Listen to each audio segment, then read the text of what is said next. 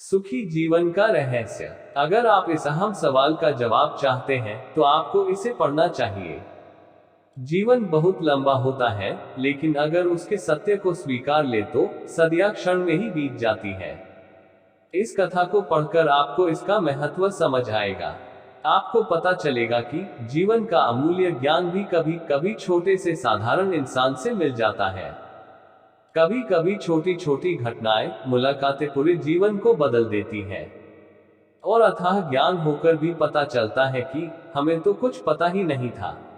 ये सभी बातों का अर्थ इस कथा में पड़े। एक महान संत हुआ करते थे जो अपना स्वयं का आश्रम बनाना चाहते थे, जिसके लिए वो कई लोगों से मुलाकात करते थे। एक जगह से दूसरी जगह यात्रा के लिए जाना पड़ता था। इसी यात्रा के दौरान उनकी मुलाकात एक साधारण सी कन्या विदुषी से हुई। विदुषी ने उनका स्वागत किया और संत से कुछ समय कुटिया में रुककर आराम करने की याचना की। संत उसके मीठे व्यवहार से प्रसन्न हुए और उन्होंने उसका आग्रह स्वीकार किया। विदुषी ने संत को अपने हाथों का स्वादिष्ट भोज कराया और उनके विश्राम के लिए खटिया पर एक दरी बिछा दी और खुद फर्श टाट बिछाकर सो गई।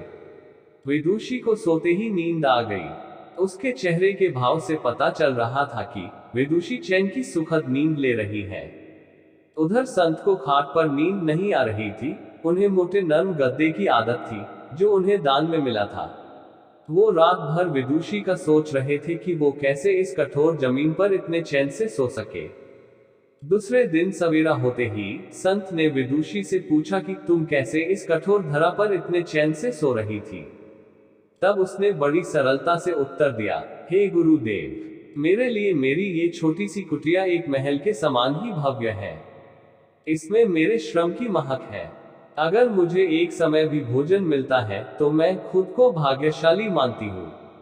जब दिन भर के कार्यों के बाद मैं इस धरा पर सोती हूँ तो मुझे माँ की गोद का आत्मीय एहसास होता है। मैं दिन भर के अपने सत्कर्मों का विचार करते हुए चैन की नींद सो जाती हूँ।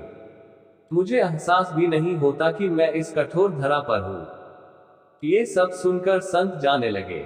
तब विदुषी ने पूछा, हे गुरुवर, क्या मैं भी आपके साथ आश्रम के लिए धन एकत्र करने चल सकती हूँ? तब संत ने विनम्रता से उत्तर दिया, बालिका, तुमने जो मुझे आज ज्ञान दिया है उससे मुझे पता चला कि चित्त का सुख कहाँ है। अब मुझे किसी आश्रम की इच्छा नहीं रह गई।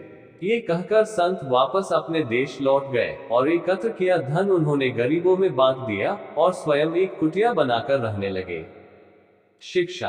आत्म शांति एवं संतोष ही सुखी जीवन का रहस्य है। जब तक इंसान को संतोष नहीं मिलता वो जीवन की मोह माया में फंसा ही रहता है, और जो इस मोह माया में फंसता है उसे कभी चैन नहीं मिलता। जीवन का सुख संतोष में है। अगर मनुष्य जो है उसे स्वीकार कर ले और उसी में खुशियां तलाशे तो वो उसी क्षण सारे सुख का अनुभव कर लेता है।